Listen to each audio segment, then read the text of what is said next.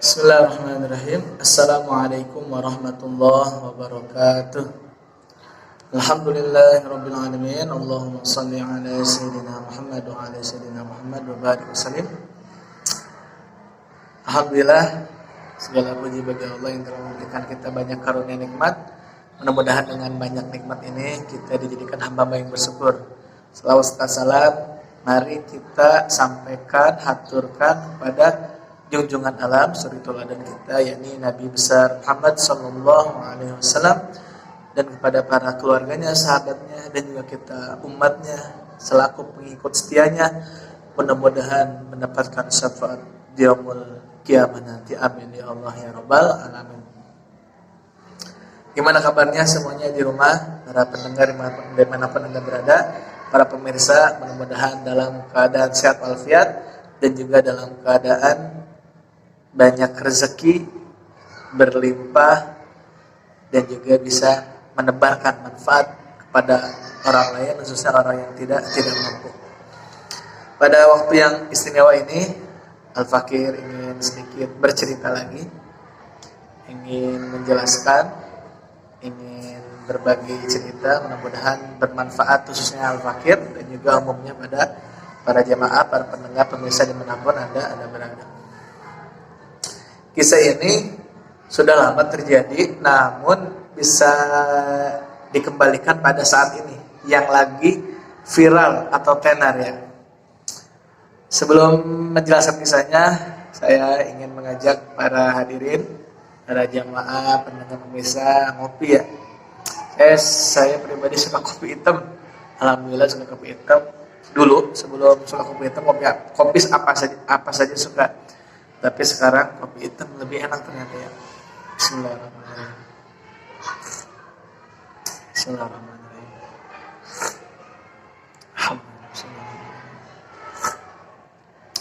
Alhamdulillah. Sebelum beranjak ke cerita yang sangat luar biasa, Al-Fakir ingin mengajak untuk senantiasa menganjurkan ya, atau daripada sabdanya Nabi, ini adalah siwak yang mana penting bagi laki-laki ya, khususnya perempuan juga sama, khususnya bagi laki untuk senantiasa memiliki siwak agar ibadah kita jauh lebih baik daripada sebelumnya yang nggak pakai siwak. Saya pakai dulu ya, gunakan dulu agar hadirin pada setidaknya mau mengikuti ya.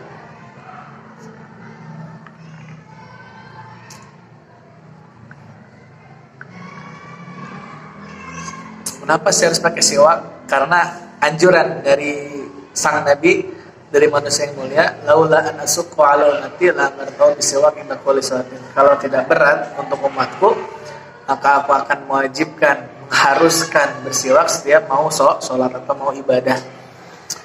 Nah, dengan siwak ini ibadah kita jauh lebih baik daripada tidak menggunakan siwak. Maka dari itu Al-Fakir mengajak pada diri sendiri dan juga para jamaah untuk senantiasa memakai atau menggunakan siwak, terutama ketika memulai sholatnya. Mari kita simak penjelasan cerita ini, yakni daripada kisahnya Abu Nawas atau Abu Nuwas. Di zamannya Abu Nawas, ada seorang tabib yang luar biasa terkenal dan juga luar biasa banyak yang datang padanya. Tabib itu apa sih? Tabib itu adalah orang yang bisa menyembuhkan atas orang yang sakit. Tapi tabib ini adalah tabib tanda kutip, yakni tabib bohong atau tabib penipu. Lama-kelamaan tabib ini terus-menerus banyak orang yang datang padanya, yakni banyak yang berdatangan untuk berobat. Dan emang ketika berobat banyak yang sembuh dan juga banyak yang tidak sembuh. Bahkan tabib ini mengobati orang pada zamannya Abu Nawas sampai tidak sembuh. Kemudian orang tadi nggak protes. Kenapa nggak protes yang tidak sembuh? Karena rayuan, omongan, doktrinasi si tabib ini melunturkan hati dan pikiran. Kalau nggak sembuh berarti harus datang lagi. Kalau nggak sembuh berarti terus gitu konsultasi. Dan juga setiap ke tabib ini membayar dengan 100 dinar. Ketika kita mau ke tabib tersebut membayar dengan 100 dinar.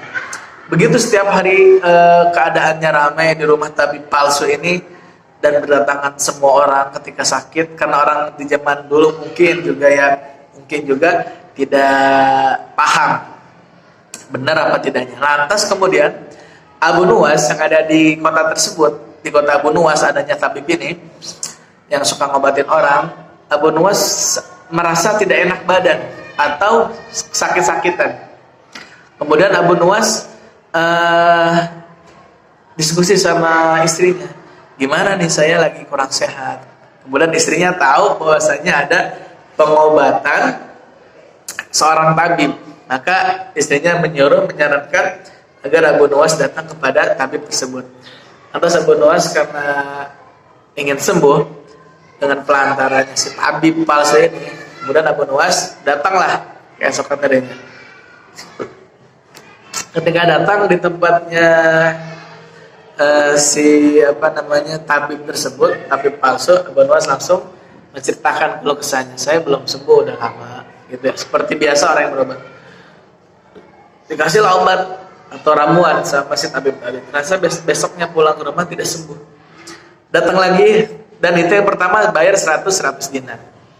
Besoknya lagi datang 100 dinar. Ketiga kalinya datang baru paham dia, ternyata ini adalah tabib palsu. Tak lama kemudian Abu Nuwas pulang ke rumah merenungkan, bagaimana orang-orang selamat atau bagaimana saya akan membalas tabib itu supaya tutup atau supaya tidak ada yang berobat lagi kepadanya, karena kan pembohong atau pendusta. Abu Nuwas berpikir setiap hari, kemudian adalah pikiran yang sangat cemerlang. Dan ini emang luar biasa ya, seorang Abu Nuwas disebut orang yang cerdik atau cerdas ya. Lantas Abu Nuwas pun lama beranjak dari kasurnya, dari tempat tidurnya, memikirkan bagaimana orang-orang sadar dan tidak datang kepada tabib palsu ini. Abu Nuwas pun membuka praktek seperti hanya tabib tersebut. Jadi Abu Nuwas membuka praktek, di pintunya dikasih tulisan, siapa yang berobat ke sini bayar 100 dinar, jika tidak sembuh maka aku akan beri 1000 dinar. Jadi bayarnya 100 dinar kalau sembuh, kalau nggak sembuh silahkan tuntut saya untuk bisa diambil uang saya 1000 dinar. Bayangin, saking sediasnya Abu Nuwas. Tak tahu kenapa orang-orang lewat situ dan orang-orang mengetahui Abu Nuwas membuka praktek. Tak lama kemudian orang-orang pada datang ke Abu Nuwas, pada datang dan minta berobat. Mungkin emang obat itu adalah salah satunya sugesti, pemikiran dan ucapan yang baik. Pemikiran dan ucapan yang baik. Kemudian Abu Nuwas membuka praktek, orang-orang pada datang dan tak tahu kenapa juga kemungkinannya semuanya sembuh. Semuanya sembuh mungkin memang karena sugesti omongan yang luar biasa. Dan di tempatnya yang orang yang tabib palsu tadi sepi, tidak ada orang yang datang padanya. Kemudian sang tabib tadi dikasih tahu oleh asisten nih yang suka nulis. Asistennya kasih tahu bahwasanya kok tidak ada tamu lagi karena sekarang tamu-tamu itu yang sakit pindah kepada Abu Nuwas. Pindah kepada Abu Nuwas. Lah kok bisa? Emang dia bisa? Ternyata penasaran, si orang tabib palsu tadi penasaran, mendatangilah esok harinya kepada Abu Nuwas.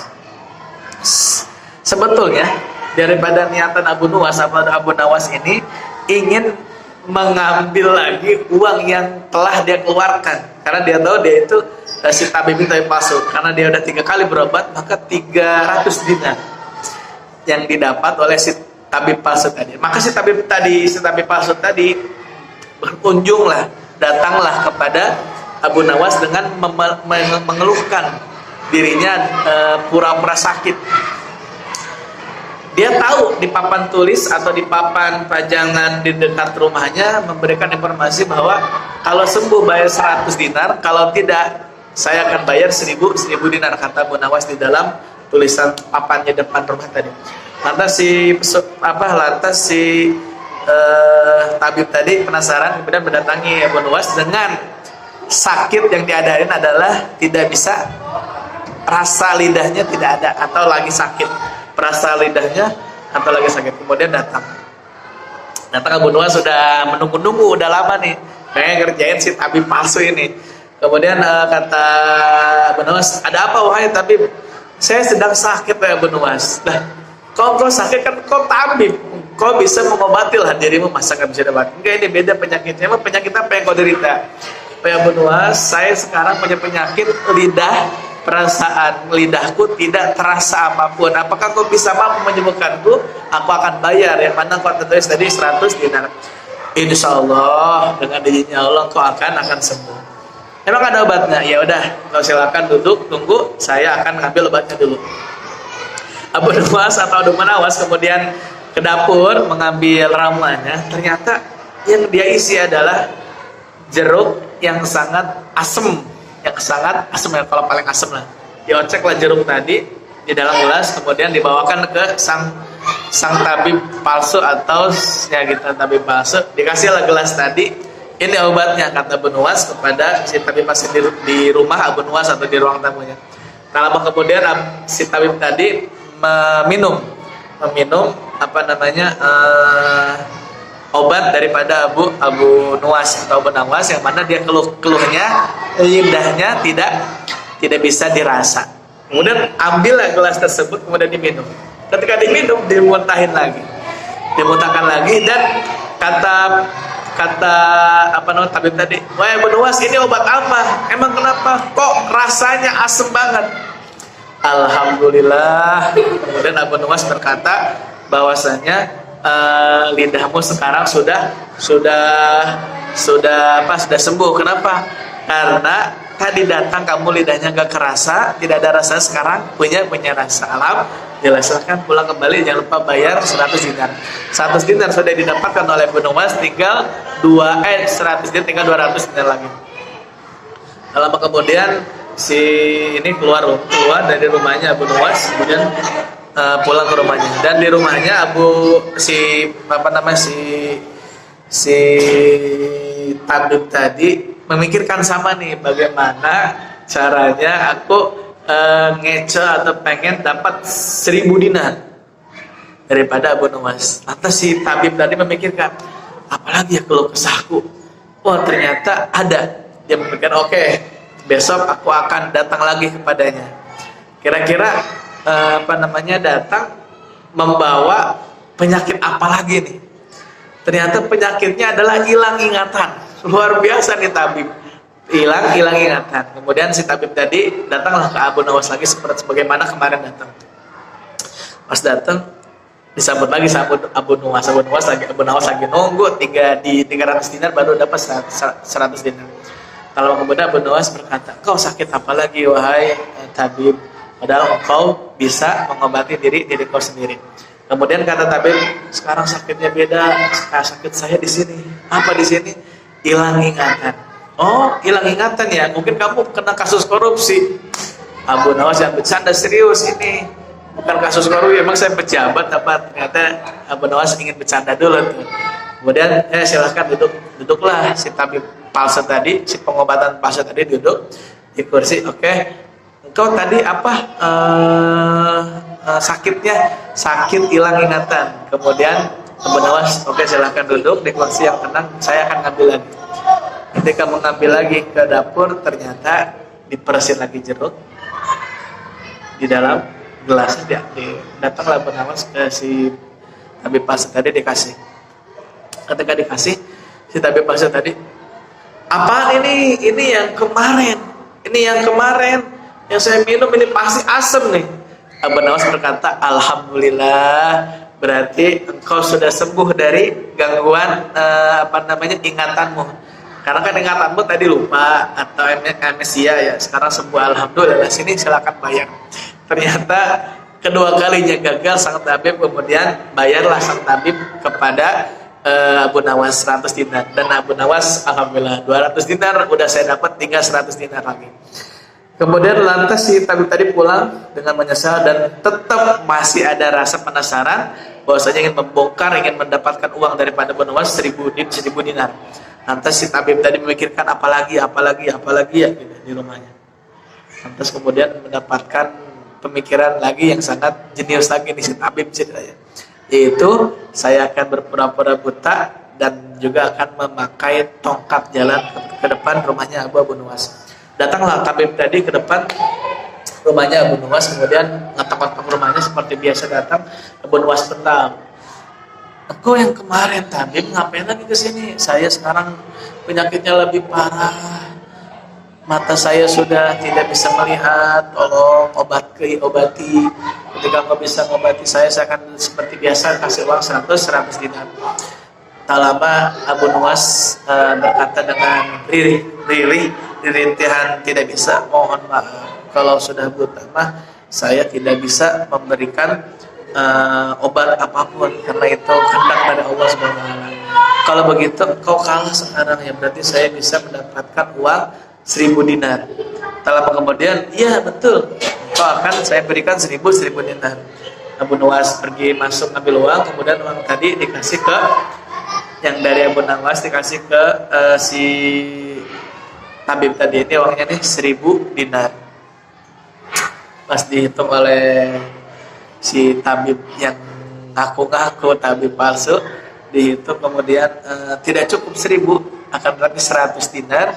Ternyata penglihatannya pada uang bisa itu dia. Nah, terus diprotes, Abu Nuwas, engkau bohong, kenapa? Saya nggak pernah bohong. Kata kau saya akan dikasih 1000 dinar, ini 100 dinar. Lah, kau tahu dari mana? Emangnya saya buta apa ya? Emangnya saya buta, kan saya bisa melihat. Alhamdulillah, engkau sekarang sembuh daripada buta. Sini uangnya, saya ambil lagi 100 dinar. Ternyata uangnya udah 300 dinar. Alhamdulillah. Kenapa kok bisa sembuh? Karena dia emang pura-pura buta ya, pura-pura buta. Dan kemudian Abu Nuwas dikasih tahu lagi sama si tabib. Nah kan kalau kau gak bisa nyembuhkan kan 1000 dinar, terus kau ngasih 100 dinar. Jadi nggak pas, nggak fair. Tapi engkau sekarang kan sembuh, kalau sembuh kan bayar lagi 100 dinar. Alhamdulillah. Nah, dari cerita ini menggambarkan kepada kita bahwasanya sebetulnya kita berobat yang pasti-pasti saja, yakni kepada dokter yang ahlinya, kepada dokter-dokter yang ahlinya kita datang ketika kita sakit, insya Allah dengan perantara itu pasti Allah akan sembuhkan. Jadi yang menyembuhkan adalah Allah Subhanahu wa Ta'ala. Tapi palsu tadi pun tidak membuka praktek lagi dan dia ketahuan jadi tabib tersebut tabib yang palsu atau bohong atau dusta. Naudzubillah min dzalik. Begitu juga ada pada zaman kita yang masih banyak orang-orang seperti itu. Aku-akunya hebat, tahu segala macam masalah orang, obrol yang padahal tidak seperti itu. Tetapi ada sebagian orang yang emang bisa mampu seperti itu. Guru-guru, saya guru, tahulah kita punya guru dengan doanya, dengan zikirnya, minta air barokah kita minum kalau kita ada sakit, insya Allah sembuh dengan perantara itu. Tetapi menyembuhkan adalah Allah Subhanahu wa Ta'ala. Mungkin dari Al-Fakir sebutkan sampai sini. Fakir ingin ngajak lagi ngopi, enak ngopi itu enak segar. Jadi pada kisah tadi mengajarkan kepada kita bahwa kita tuh memang harus memikirkan dengan yang nyata, yang jelas. Semua ada sebabnya. Jangan sampai kita datang ke tabib atau zaman sekarang dukun palsu ya. Naudzubillah min dzalik. Mari kita membuka wawasan kita, membuka akal pikiran kita yang sehat agar kita tidak tertipu oleh siapapun dan berhati-hati untuk senantiasa datang kepada siapapun kalau sakit.